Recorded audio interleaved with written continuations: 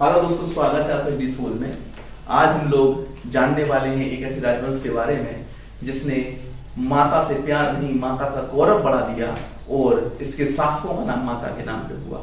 इतिहास पढ़ने का ये एस्पेक्ट भी होता है, जो चीजें प्रेजेंट में है उसको जानने का मौका मिलता है। आज हम जानेंगे कैसे एक व्यापारिक वर्ग जिसका नाम गंदिक था, वहां से सरनेम निकलता है गांधी। तो गांधी सरनेम कहां से निकलता है, साथ ही साथ कैसे माता को नाम पर नाम रखने वाले एक पुत्र ने अपने 100 साल से बिल्कुल निष्क्रिय पड़े शासन को उस लेवल पर ले गया कि लोगों को सोचने मजबूर होने लगा कि सबसे मजबूत शासक है। ठीक है, चलिए शुरू करते हैं सातवाहन को। हम मौर्योत्तर काल पढ़ रहे हैं, पिछले कई वीडियो से मौर्योत्तर काल पे ही हैं, जिसमें विदेशी शासक हमने पढ़े, हिंद, यूनान, शक, कुषाण। उसके बाद हमने शासक जो पढ़े दोस्तों, वो शासक पढ़े आपके जो पाटलिपुत्र की गद्दी पे पहुंचे, शुंग और कनक। अब दक्षिण भारत के पहले शासक को पढ़ने जा रहे हैं। ये दक्षिण भारत का पहला राजवंश है। आई रिपीट, दक्षिण भारत का पहला राजवंश है।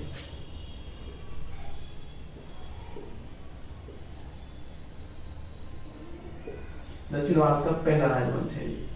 दक्षिण भारत के इतिहास की शुरुआत करने वाले हैं मौर्योत्तर के एस्पेक्ट में। दक्षिण भारत अभी नहीं पढ़ा रहे, केवल मौर्योत्तर के एस्पेक्ट में। तो उस क्रम में दक्षिण भारत में आखिर कौन सा राजवंश था, तो दोस्तों वो है सातवाहन। सवाल उठता है कि सातवाहन भारतीय हैं या विदेशी हैं। सातवाहन वास्तविकता में किस कुल से हैं, या सातवाहन की एक्चुअल में स्टैंडिंग पोजीशन क्या है। ठीक है, तो साथियों सातवाहन को लेकर के बड़ा कॉम्पिटिशन चलता रहा। पहली बात, इस बात में कोई दो राय नहीं है कि सातवाहन भारतीय वंश रहा है। ये भारत में, दक्षिण भारत में एक जनजाति है। उस जनजाति के लोग जो है सक्षम हुए, एक राज्य बनाया और स्वयं को ब्राह्मण कहकर के संबोधित किया। ठीक है, स्वयं को ब्राह्मण कहकर के संबोधित किया। They converted to Brahmins. दक्षिण भारत की जनजाति है जो स्वयं को क्या कहती है, ब्राह्मण कहती है कि हम ब्राह्मण वंश हैं। ठीक है, समझ सकते हो ब्राह्मण वंश क्यों कह रहा है। क्यों कह रहा है, एक तो हम सत्ता पे टॉप पे हो जाएंगे, सत्ता में टॉप पे नहीं, जीत लेंगे क्षेत्र को, प्लस वाड़ा सिस्टम में भी हम नीचे नहीं रहेंगे। बोले कैसे, बोला कि हमारे जैसे दो दोस्त बैठे हुए। ठीक है, तो एक दोस्त जो है बगल में केवल सूखी रोटी है, तो सूखी रोटी को ऐसे ही पानी के साथ खा रहा है। बोले यार तू सूखी रोटी खा रहा है, पानी को ऐसे से क्यों खा रहा है। बोले सपोज कर मैं जो है सूखी रोटी तो खा रहा हूं, लेकिन मैं जो है चटनी से खा रहा हूं। ये चटनी है, पानी नहीं है। बोला अगर सोचना ही है तो चटनी को सोच रहा है, पनीर सोच। सोच रहे तो बड़ा सोचो भाई, तो वही ये बड़ा सोचे भाई। तो सोच नहीं है तो छतरी को सोचो, ब्राह्मण सोचो, जो वर्ग में भी टॉप पे आ जाए और सत्ता में भी टॉप पे आ जाए। ठीक है ना, तो ये सोचे तो ब्राह्मण सोचे, और ब्राह्मण के नाम अपने को फेमस किए। चलिए, इसका जिक्र जो है उपनिषदों, वेदों, पुराणों में नहीं मिलता। ठीक है, सप्तवाहन वंश का तो नहीं मिलता दोस्तों, आंध्रा का मिलता है। आंध्र वंश और सप्तवाहन वंश एक ही है, ये चीज बड़ी कॉन्फ्लिक्ट वाली है। लेकिन फिर भी इसके इतिहास को जानने के जो तरीके हैं वो है इसके अभिलेख, संबंधित राजाओं के अभिलेख इत्यादि इत्यादि। ठीक है दोस्तों, चलिए, तो अशोक के शिलालेख में भी जिक्र मिलता है इनका, लेकिन कैसे मिलता है, एज ए बॉर्डर पीपल। ये वो लोग हैं जो बॉर्डर पर रहते हैं। अशोक क्या कहता है कि ये वो लोग हैं जो बॉर्डर पर रहते हैं। अशोक ने उन लोगों का जिक्र किया। अशोक के शिलालेख में कहीं भी वंश का जिक्र नहीं है, ये वंश नहीं बना था। ठीक है, बॉर्डर पे रहने वाले लोग हैं दोस्तों ये, जो बॉर्डर पर रहते हैं। ठीक है, अब बात करते हैं who is the founder of Satavahana, that is Simuk. Simuk जो है स्थापना करता है सातवाहन वंश की। ठीक, स्वयं को ब्राह्मण घोषित कर देता है और राजधानी दोस्तों प्रतिष्ठान में बसाता है। प्रतिष्ठान जगह है, वहां जो है राजधानी बसा देता है। आज देखो तेलंगाना और Andhra, they are the focus point of Satavahana empire. ये फोकस पॉइंट थे कि तेलंगाना और आंध्रा, इसी का एस्पेक्ट में हम लोग बात करेंगे, ठीक है। अब देखिए ब्राह्मण की बात करें, ब्राह्मण वंश है, प्रतिष्ठान है, प्रतिष्ठान राजधानी हो गया। इसके बाद इसके तुरंत जाते ही एक राजा दोस्तों बनता है, दैट इज कान्हा या कृष्ण। इसने कुछ खास नहीं किया, नासिक तक अपने आप को विस्तृत कर लिया। नासिक कहाँ है दोस्तों बताइए, नासिक कहाँ है? नासिक महाराष्ट्र में है। नासिक कहाँ है? महाराष्ट्र में। महाराष्ट्र से को विस्तृत कर दिया। उसके बाद जो गद्दी पे बैठा वो बैठा सतकर्णी। सतकर्णी बैठा है, सतकर्णी बैठा है दोस्तों गद्दी पे, ठीक है। अब देख सकते हैं आप कि सतकर्णी है, ये सिमुख है और ये कान्हा है। तो हमने दोनों पॉइंट यहीं से क्यों दिए, ठीक है, दोनों पॉइंट यहीं से क्यों दिए? क्योंकि जो कान्हा है गद्दी पे बैठा है वो भाई है सिमुख का। उसका सिमुख का जो पुत्र आया वो आया सतकर्णी प्रथम। इसको मैं सतकर्णी नाम के कई राजा होंगे, ये पहला सतकर्णी, ठीक है। इस सतकर्णी ने क्या दिया? स्वयं को एक उपाधि दी, वो उपाधि दी दक्षिणापति की उपाधि। दक्षिणापति है ये, दक्षिण में जाओगे तो हमको पाओगे भाई दक्षिणापति। और स्वयं को ब्राह्मण तो घोषित कर ही चुका था, इसमें कोई जिक्र नहीं है, कोई किसी तरह का कोई अपने आप में आप सोचेंगे नहीं। ऋग्वेदिक संस्कृति को वापस लाने का प्रयास करता है, अश्वमेध यज्ञ और राजस्व यज्ञ करता है, ठीक है, राजस्व यज्ञ करता है। ये रहे स्टार्टिंग के जो राजा हुए वो। लेकिन ये वंश अपना ऐसा ही गौरव बना के नहीं रख पाया और आगे चल के क्या हुआ कि इस वंश के राजा को मार दिया जाता है और बहुत ही बुरी दुर्गति हो जाती है इस वंश की। ऐसा लगता है खत्म हो गया, खत्म हो गया। अच्छा, इस वंश को अगर डेप्थ में आपको समझना हो, मतलब हिस्ट्री के एस्पेक्ट में नहीं, थोड़ा सा अगर चीजों को अंडरस्टैंडिंग करना चाहते हो तो एक गौतमीपुत्र सतकर्णी के नाम से मूवी है साउथ इंडिया में। साउथ की मूवी हिंदी में यूट्यूब पे अवेलेबल है, ठीक है, वहां देखिए। हेमा मालिनी जी ने उसमें रोल किया है गौतमी का। गौतमी पुत्र सतकर्णी है, सतकर्णी की माता होंगी गौतमी, वो रोल किया है हेमा मालिनी जी ने। काफी अच्छी मूवी है, अच्छी ना एस्पेक्ट ऑफ चीजों को थोड़ा सा समझ सकोगे। हिस्ट्री के पॉइंट ऑफ व्यू से कभी हिस्टोरिकल मूवी को मत देखा कीजिए, क्योंकि हिस्ट्री के पॉइंट ऑफ व्यू से आप उसको इस तरह से देख पाएंगे, चीजें काफी चेंज हो जाती है जो होती है, वो काल्पनिक कैरेक्टर डाल करके तो वो चीजें इंटरेस्टिंग बनाती हैं। हिस्ट्री में क्या है, जो है वो है, इंटरेस्टिंग है तो सही है, नहीं है तो कोई दिक्कत नहीं भाई। हाँ, जैसे हिस्ट्री में राजा पिट गया तो पिट गया भाई, और बॉलीवुड में क्या पिटे हैं इसलिए क्योंकि हम खड़े हो सके, क्योंकि वहां एक एटीट्यूड दिखाना है, एटीट्यूड दिखाना है नायक का। वो पिट जाएगा, पिटने के बाद भी फॉलो करेगा, बोला पिटे इसलिए है कल को पीट सके। क्यों? इंटरेस्टिंग बनानी चीजें, तो इंटरेस्टिंग एस्पेक्ट से कभी मत देखिए किसी मूवी। देखिए, देख लिए, बात खत्म। अगर आप देख लेंगे तो जैसे अब ये लास्ट टाइम अर्जुन कपूर का मूवी आया था कोई, जो पेशवाओं के ऊपर थी, तो उसमें दिखा दिया कि उसने देखो क्या किया, पूरा जाकर के दिल्ली जीत लिया, जबकि पेशवा ने कभी दिल्ली जीता नहीं है। दिल्ली को जीत नहीं पाया पेशवा, उसने देख लिया को दिल्ली जीत लिया जाकर के, है ना। और अहमद शाह अब्दाली जो है हार गया, लेकिन हार करके प्रशंसा कर रहा है। इस तरह की चीजें अलग से जोड़ी जाती है, इसको हिस्ट्री मत बोलिए। देखो सर तो पढ़ा है नहीं, देखो अहमद शाह अब्दाली जो है हारने के बाद प्रशंसा कर रहा था, क्या खतरनाक लड़ाका था, ऐसा नहीं होता है। चलिए, अब जो आ जाती है इस वंश में 100 साल की शून्यता आ जाती है, 100 ईयर की शून्यता आ जाती है दोस्तों, बड़ा कॉम्प्लिकेशन है 100 ईयर का शून्यता। 100 साल तक बिल्कुल दबे कुचले हाल में चल रहा है शासन, जैसे तैसे खत्म होने वाला है। लेकिन इसमें ट्विस्ट आता है जब एक शासक का जिक्र और कर लेते हैं, वो है हाला। हाला आ गया। हाला ने बुक स्वयं लिखित का नाम है गाथा सप्तशती, पूजा की पुस्तक है। हाला आता है, कभी भी जिक्र आ जाए कि सातवाहन वंश में निम्न कौन सा सातवाहन वंश का राजा नहीं है, तो उस समय हाला का नाम आपको याद होना चाहिए, ठीक है। अब आता है इस वंश का असली हीरो, जिसने इसको पहचान दिलवाई, वो है दोस्तों गौतमी पुत्र सतकर्णी। खतरनाक आदमी जिसने इस वंश को उसकी पहचान दिलवाई, ठीक है। देखो, मौका मिले और फिर मौके पे जो चौका लगा दे तब तो ठीक है, वरना मौका मिलने के बावजूद भी सब कुछ बर्बाद कर दे तो खत्म। ऐसा बहुत कम होता है इतिहास में कि एक बार किसी वंश का डिक्लाइन शुरू हो गया, फिर वो डिक्लाइन वंश खत्म हो जाता है, लेकिन बीच में से जो खड़ा कर दे वंश को, वो राजा बहुत कम निकल के आता है, बहुत कम होते हैं।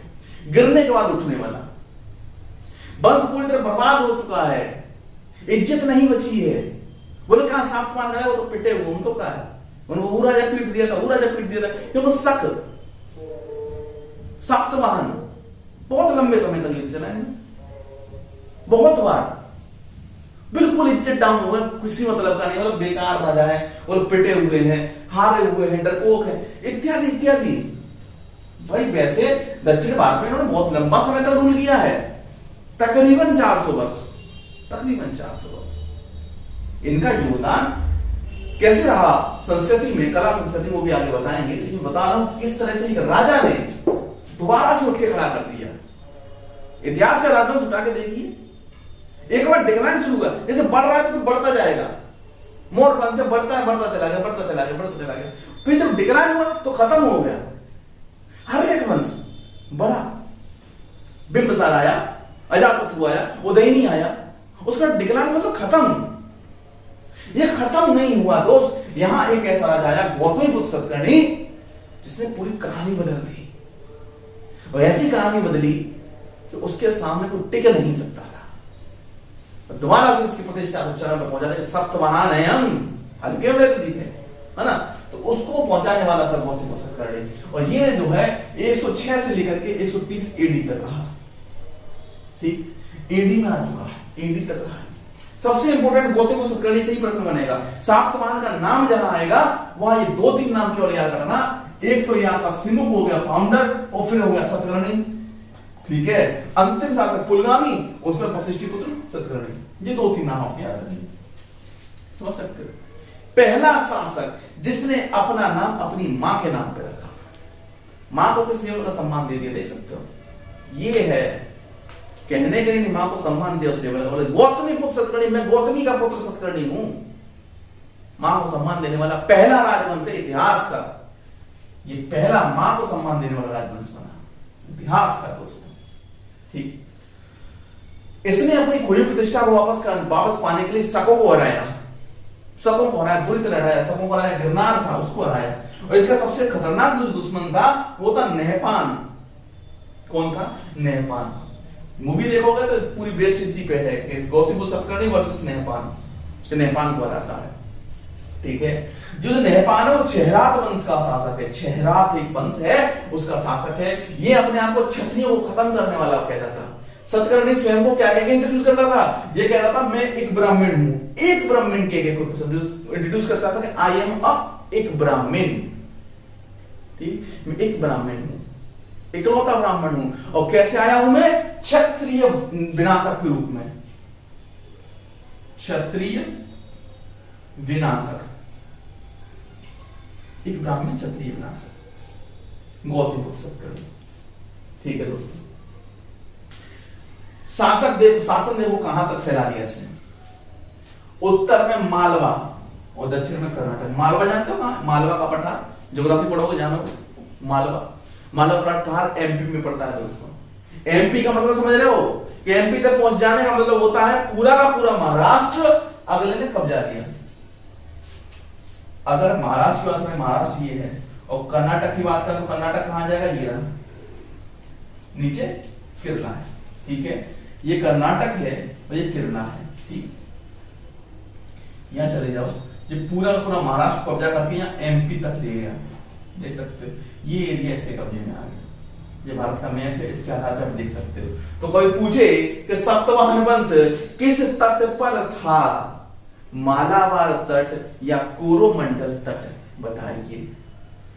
मालाबार तट भारत का पश्चिमी तट किस नाम से जाना जाता है?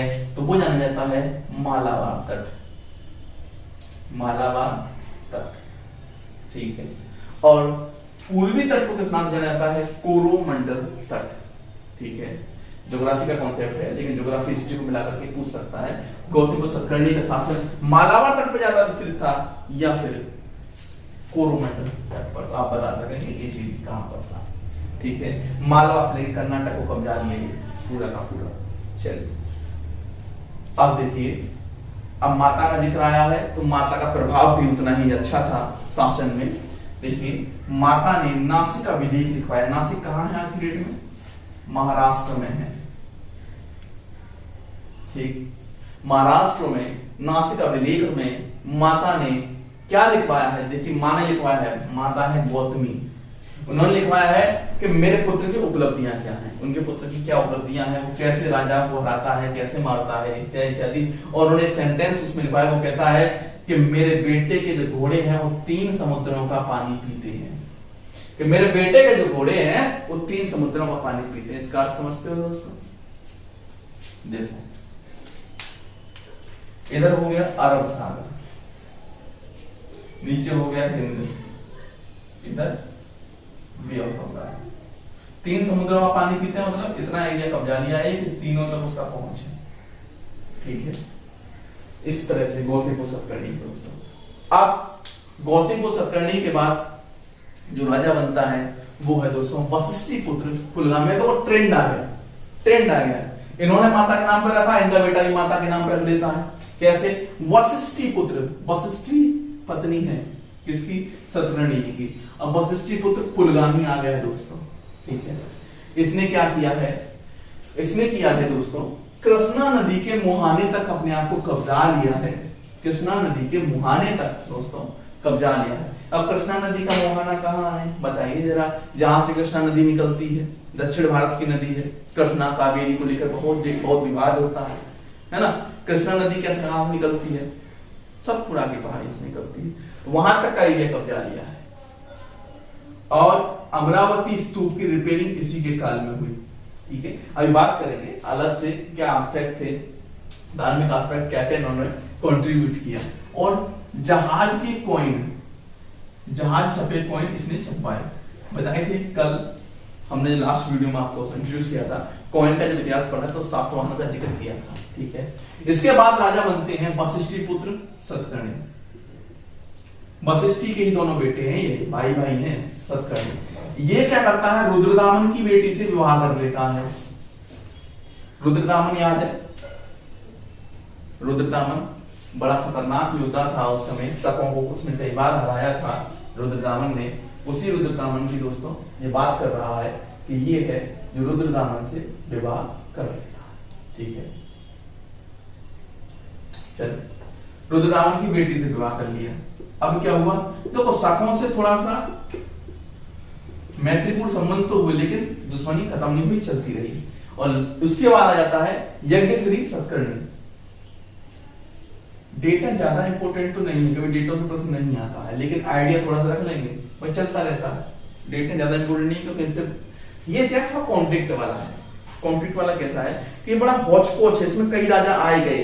तो वो जब किसी देश में शासन व्यवस्था बड़ी स्ट्रांग होती है, कैसे है कि एक बंदा है जो ताकतवर है तो क्या करेगा, उसे एक का ही नाम चलेगा, बाकी छोटे छोटे राजा दब जाएंगे। लेकिन जैसे ही एक कमजोर पड़ता है, फिर क्या होता है, छोटे छोटे लोग अपना उठाना शुरू कर देते हैं सिर, और जब सिर उठाना शुरू कर देते हैं तो कॉम्प्लिकेशन शुरू हो जाती है और इतिहास हौच-पौच हो जाता है। यह इतिहास बड़ा हौच-पौच है, कोई एक ताकतवर सत्ता नहीं है, इसलिए सब अपना छोटे छोटे सब राजा बन रहा।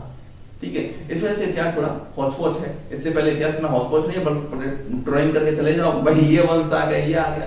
ये इस वजह से इस इतिहास को प्यार से निकालना है। ठीक है, इनकी उपलब्धियां ज्यादा है, इस वजह से इसको नकारा नहीं जा सकता। अब देखो यज्ञश्री पुत्र सतकर्णी ये अंतिम महान शासक था, इसके बाद कोई इतना महान शासक नहीं हुआ और इसको खत्म हो जाएगा। इसने शकों को हराया, जहाज, नाव और चैत्य 3 तरह के कॉइन से निकाले। ये इंपॉर्टेंट है दोस्तों, चैत्यों के ऊपर कॉइन आज तक नहीं निकला है। बौद्ध धर्म से रिलेटेड है। बौद्ध धर्म में जब कला संस्कृति पढ़ेगी तो 2 तरह की चीजों का जिक्र आता है, चैत्र और विहार। चैत्य वो स्थान होता है जहां बौद्ध भिक्षु पूजा करते हैं, उपासना करते हैं। पूजा शब्द गलत होगा, उपासना करते हैं। विहार वह जगह होती है जहां बौद्ध भिक्षु निवास करते हैं। तो जहां उपासना की जाती है उस चैत्य के सिक्के पहली बार इसी काल में निकाले गए दोस्तों। ठीक है, अंतिम राजा कौन हुआ? पुलियामी। राजा को जान लिया है। ठीक है, कुछ विशेषता और है उसकी बात करते हैं। चलिए सातवाहन की कुछ विशेषताओं के बारे में बात कर लेते हैं जो बहुत इंपॉर्टेंट रही। वो देखिए, जैसे इन्होंने सामाजिक स्तर पे, तो सामाजिक क्या काम किया, सामाजिक काम किए हैं कि चतुष्वर्णाय को दोबारा स्थापित करने की कोशिश की। तो मतलब हार्ड एंड फास्ट रूल होना चाहिए चतुष्वर्ण को लेकर के, जिस तरह से वर्ण व्यवस्था थी, और संकरण पर रोक लगा दी। संकरण समझते हो, हाइब्रिड, मतलब देसी और विदेशी को मिलाकर कोई हाइब्रिड बनेगा। देसी विदेशी नहीं, मान लीजिए दो प्रजातियां हैं, उनको मिलाकर के हाइब्रिड बनेगा। नहीं समझ में आया, चलिए बताते हैं। जैसे इंडियन नस्ल का भैंस है, विदेशी नस्ल का भैंस है, दोनों में बहुत अंतर है। वो ज्यादा दूध देती है, इंडिया वाली कम दूध देती है। अब क्या करते हैं, इस इंडियन नस्ल की भैंस को क्रॉस करा देते हैं विदेशी नस्ल वाले से, तो अब जो पैदा होगा जो भी प्रोडक्ट, वो ना पूर्णतः इंडियन होगा ना पूर्णतः विदेशी होगा, वो बीच का मिक्स ब्रीड होगा। इसको बोलते हैं संकरण प्रजाति, ठीक है। इसी तरह से एक जाति जो किसी और जाति से अपदस्थ होकर दूसरे में रही, वो पूरी तरह ना तो पिछले वाले वर्ण की रही ना आगे वाले की रही, वो बीच की बन गई, उसको कहते हैं संकरण जाति, ठीक है। संकरण पर ये रोक लगा दी। एक काम ये किया कि ब्राह्मणों को भूमि दान देने वाला पहला व्यक्ति बन गया, कि पहला वंश है ये जो इस तरह का काम किया दोस्तों। मतलब एक गांव में पूरा दान में दे दिया। अब उस गांव में जो भी रेवेन्यू कलेक्ट होगा उसका उस प्रीस्ट के पास जाएगा, जो भी वहां की समस्याएं प्रीस्ट के पास जाएंगे, प्रीस्ट उनको सॉल्व करेगा। किसी तरह का राजनीतिक हस्तक्षेप इसमें नहीं होगा राजा का। कहने का मतलब राज्य के बीच में स्वतंत्र द्वीप हो गए। बाद में जाके परेशान भी करेंगे, राज्य के बीच में स्वतंत्र द्वीप हो गए, ये स्वतंत्र है, इनका किसी तरह का कानून नहीं चलता है। जहाँ कानून अलग है, राज्य का कानून कुछ भी हो, यहाँ वो कानून नहीं चलता। ये स्वतंत्र बाद में जाकर के यही आपस में इकट्ठे होकर बगावत का कारण बन जाएंगे, यही स्वतंत्र द्वीप, ठीक है। चलो, ये बौद्धों को लेकर ये क्या था, इसका मोरस ऑपरेंडी उसकी बात करते हैं। बौद्धों का विकास हुआ इसमें, बौद्ध धर्म का वो देख लेते हैं जो काफी विकसित हो गए।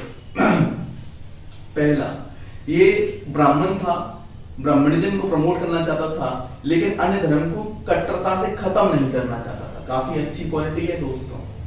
हम अच्छे हैं, बहुत अच्छा है, लेकिन दूसरा भी अच्छा है, ऐसा नहीं दूसरे को खत्म कर दो। ये होती बड़ी सोच। ये बड़ी सोच रिप्रेजेंट किया है सातवाहन वंश। इसका उदाहरण है, उदाहरण के बेस पर कह सकते हैं, ऐसे कुछ भी नहीं कहते। देखो, गुहाओं का निर्माण हुआ दोस्तों 6वीं 7वीं, और देखो ज्यादातर फर्स्ट एडी से शुरू हुआ, फर्स्ट एडी से चला और कंप्लीट हुआ 7वीं एडी में। महाराष्ट्र,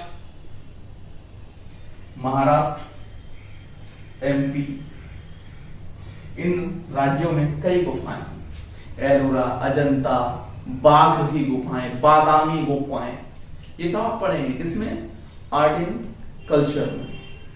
इन सब गुफाओं का निर्माण में इसने सहायता दी।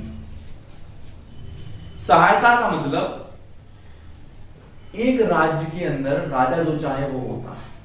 अगर राजसी सपोर्ट हो तो चीजें सेकंडों में हो जाती है, राजसी सपोर्ट ना हो तो 2 मिनट में रुक जाती है। तो इसने किसी तरह का व्यवधान उत्पन्न नहीं किया, लेकिन बौद्धों को बराबर बराबर दान मिलता रहा। किसी व्यापारी वर्गों से, शिल्पियों से दान देते थे।